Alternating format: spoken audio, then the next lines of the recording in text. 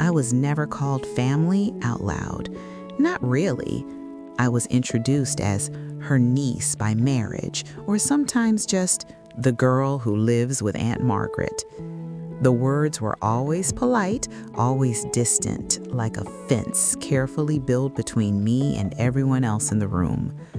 I learned early on that blood mattered more than presence, and that love, no matter how consistent, could still be treated as temporary. Aunt Margaret never made me feel that way. To her, I was simply hers. My parents died when I was 16, within a year of each other. Cancer took my mother slowly, and a sudden heart attack took my father before grief had even settled. Margaret, my mother's older sister-in-law, took me in without hesitation. She didn't ask questions, didn't make speeches. She just cleared out her guest room and said, "You'll stay here. We'll figure things out." And we did. Life with her was quiet and steady. She woke early, drank her tea by the window, and listened to old jazz records while cooking. I went to school, worked part-time, and helped around the house. We didn't talk much about emotions, but they lived in everything we did. The way she folded my laundry, the way she waited up if I was late, the way she never missed a parent-teacher meeting even though she wasn't legally required to attend. Her biological family, however, never let me forget my place. At holidays, her nephews and cousins filled the house with laughter that didn't quite include me. Conversations paused when I entered. Plates were counted carefully. Someone once joked, "Careful or she'll think she's one of us." Everyone laughed. Margaret didn't. "She is one of us," she said calmly. The room went quiet for a moment, then life resumed as if nothing had happened. As the years passed, Margaret aged gracefully but noticeably. Her steps slowed, her hands shook when she poured tea. I stayed, even when friends suggested I move out, even when jobs pulled me to other cities. I stayed because she had given me a home when I had none, and because love doesn't always announce itself. Sometimes it simply remains. When she became ill, it wasn't sudden. It was a long fading, like a light dimming gradually. Doctor visits became frequent. Medications filled the kitchen counter. Her family began appearing more often then, not to help, but to observe, to ask questions about finances, about the house, about arrangements. One afternoon, I overheard her nephew say, "She's not real family. She shouldn't be making decisions."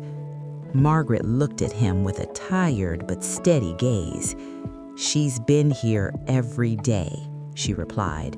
"Where have you been?" No one answered. When Margaret passed away, the house felt hollow. The silence was unbearable. I walked through the rooms, touching furniture, door frames, the piano she never learned to play but loved to dust. I cried alone, because grief feels heavier when you don't know where you belong next. The will reading was scheduled 2 weeks later. I didn't plan to attend. I assumed I had no place there, but the lawyer called me personally and said, "Margaret requested your presence." So I went. The room was filled with people who suddenly remembered how close they were to her. They wore black and whispered to one another, glancing at me occasionally with something between curiosity and irritation. I sat quietly at the end of the table, hands folded, heart pounding. The lawyer began reading. He listed charitable donations first, then personal belongings. A ring to a cousin, a watch to a nephew, nods of approval passed around the room, smiles appeared. Then he paused.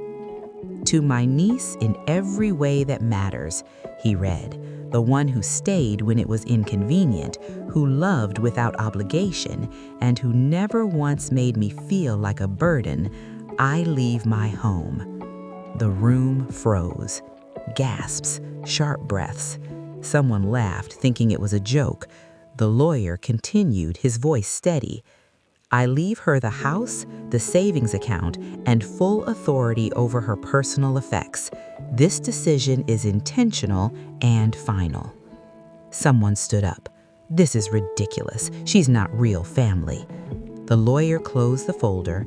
Margaret anticipated that response. She left a letter. He read it aloud. She wrote about loneliness, about watching people show up only when they needed something, about the quiet dignity of care, about me sitting beside her bed reading aloud when her eyes were too tired to focus, about how family is not defined by blood, but by who remains when the room empties.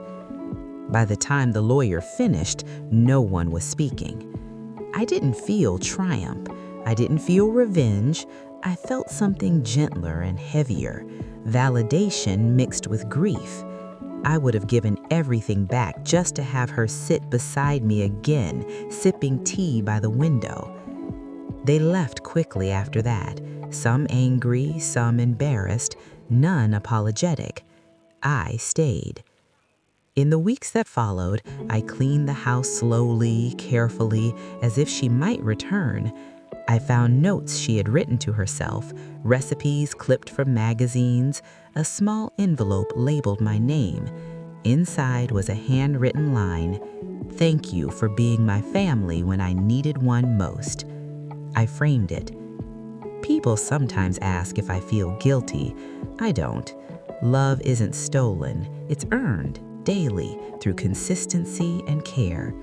Margaret didn't leave me her home out of spite. She left it because she trusted me to remember her kindly, and I do. Every morning, I drink tea by the same window. I play her old jazz records. I keep the house alive with warmth instead of arguments. And when people say, "You were lucky," I smile and think of her voice saying, "You'll stay here. We'll figure things out." Because in the end, I was real family long before the will was ever read.